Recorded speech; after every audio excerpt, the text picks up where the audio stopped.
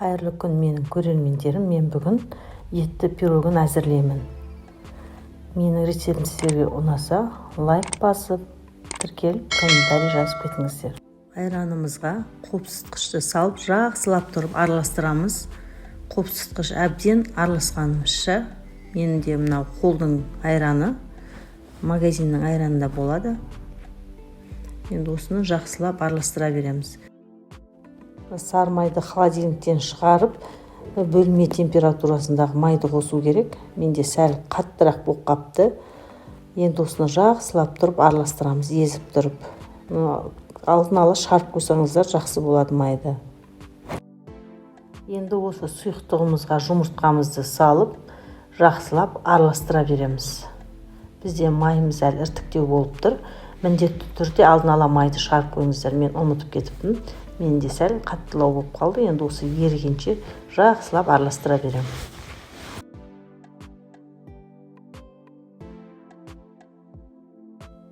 Біздің сұйықтығымыз жақсы араласты.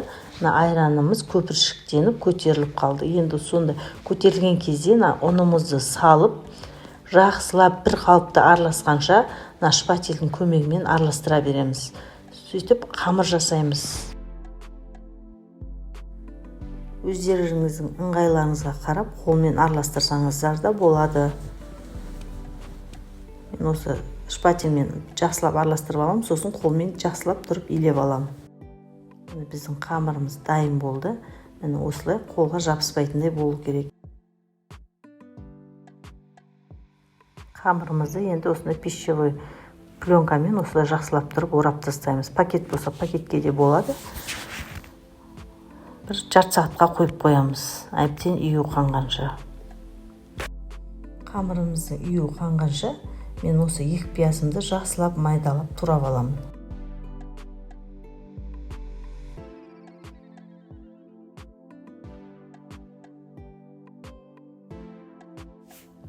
Енді картошкамызды пияздың көлемінде етіп майдалап тураймыз. Үкіш болса үкіштен өткізсеңіздер де болады.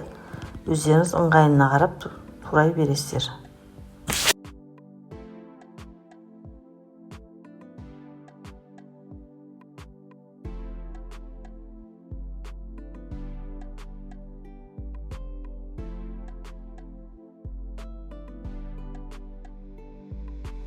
Картошкамызды майдалап турап болдық.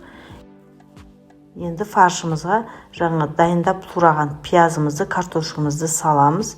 Және тұз, бұрыш, өздеріңіз қалауларынша дәмдеуіштер қоссаңыздар да болады.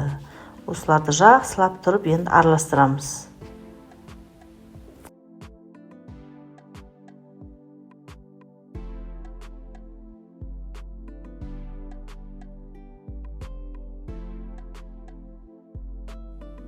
Біздің фаршымыз дайын болды.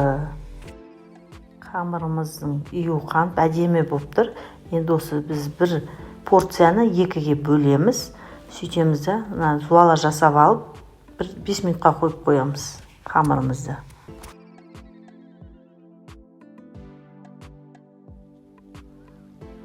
Енді қамырымызды жайып дайындап аламыз.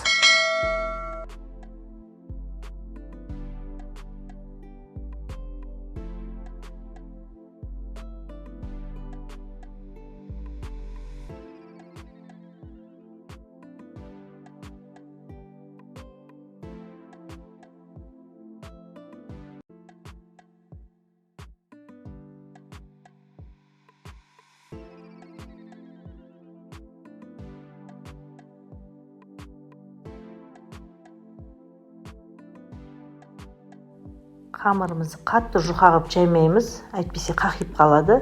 Орташа қалыңдықта жайып, тапамыздың көлеміне қарай жаямыз. Тапамның көлеміне қарай қамырымды жайып алдым.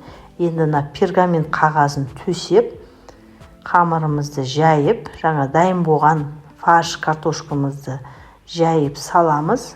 Сосын үстінен екінші жайған қамырымызды төсейміз.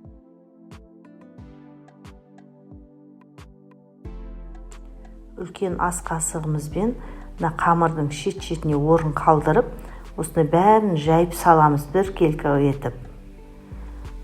Сосын келесі екінші қамырымызды осының үстіне жайып саламыз.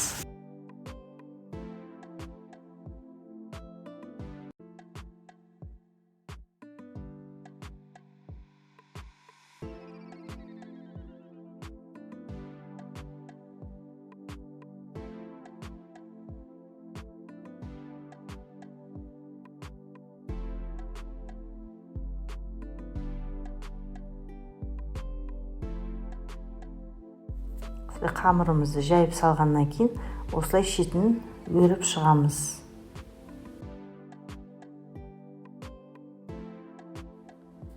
Фарш болған пирогымыз осындай дайын болды. Осылай өрілді жан жағы, және төбесінен осылай 3 сызық 4 сызық етіп сызып қоямыз, өйткені ішіндегі булары сыртқа шығу керек. Сосын осылай бір тегіс етіп, барлық қуыс-қуысына кіретіндей етіп, жұмыртқа жағып шығамыз. Бетіне кунжут, мак болса сепсеңіздер болады, өз қалауларыңызша.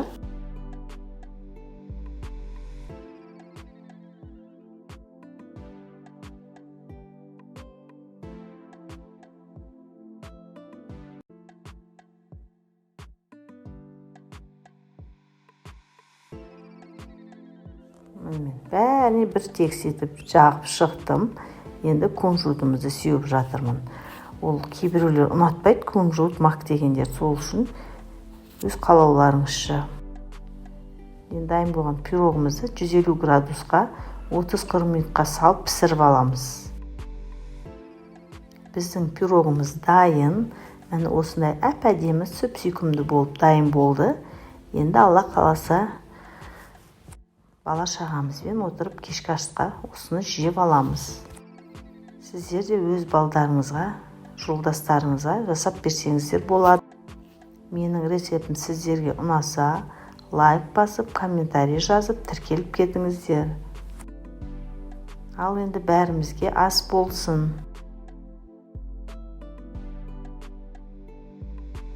Міндетті түрде тіркелуді ұмытпаңыздар.